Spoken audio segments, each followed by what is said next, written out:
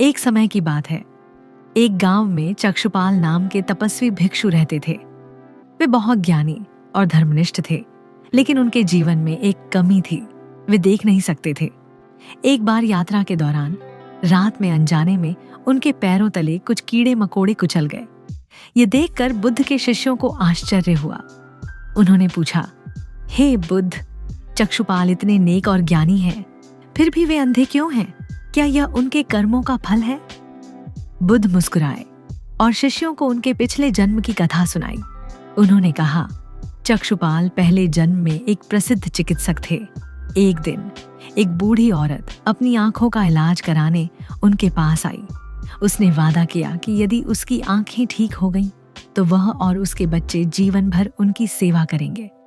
लेकिन जब वह ठीक हो गई, तो उसने अपना वादा तोड़ने की सोची। चिकित्सक उसकी चालाकी समझ गए।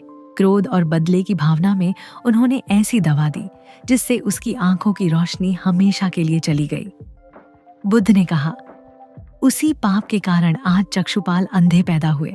भले ही वे अब महान भिक्षु हैं, पर पिछले कर्मों का फल उन्हें भुगतना पड़ा। ये कथा हमें सिखाती है कि हर कर्म का फल मिलता है। अच्छा कर्म हो या बुरा, उसका असर जरूर सामने आता है।